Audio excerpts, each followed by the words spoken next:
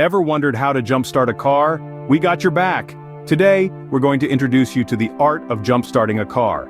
It's an essential skill that every driver should have in their toolkit, whether you're a seasoned road warrior or just got your license yesterday.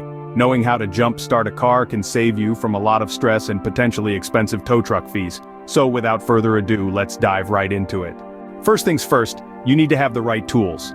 To jumpstart a car, the essentials are pretty straightforward: jumper cables and another car with a working battery. Now when it comes to jumper cables, don't skimp on quality. Solid, well-insulated cables are a must to ensure a successful and safe jumpstart. Remember, investing in good cables today can save you from a world of hassle tomorrow. Once you've got your tools ready, you can move on to the next step. Now that you've got everything you need, it's time to set up. First, position the two cars close enough so that the jumper cables can reach both batteries. However, be cautious to ensure the vehicles aren't touching each other. Now let's familiarize ourselves with the battery terminals. You'll notice that each battery has two terminals. One is marked with a plus or POS for positive, and it's usually red. The other is marked with a minus or NEG for negative, and it's usually black. It's crucial to identify these correctly, as hooking up the jumper cables incorrectly could cause serious damage.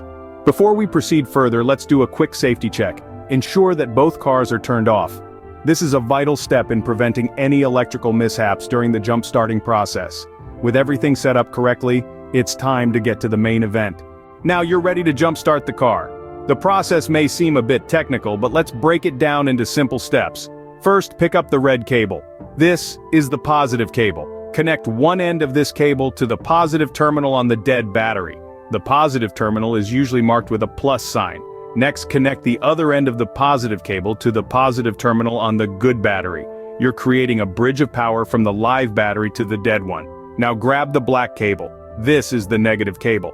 Connect one end to the negative terminal on the good battery, usually marked with a minus sign. Here's where it gets crucial. The other end of this cable doesn't go to the dead battery. Instead, connect it to an unpainted metal part of the car with the dead battery. This is called grounding, and it's an essential safety step. Once the cables are connected, start the engine of the working car. Let it run for a minute or two. This charges the dead battery. Now try to start the car with the dead battery. If it starts, great job. If not, let the working car run a little longer, then try again. Remember, once the cables are connected, they should not touch each other or anything else. This is crucial to prevent sparks or possible battery explosions. And there you have it. Your car should now be running smoothly again. Congratulations, you've just learned how to jumpstart a car. So let's quickly recap.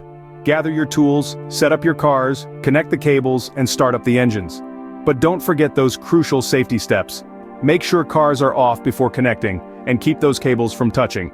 Once your car is running, don't forget to let it run for a bit to recharge the battery. Remember, safety first, and you'll be back on the road in no time. Thanks for tuning in.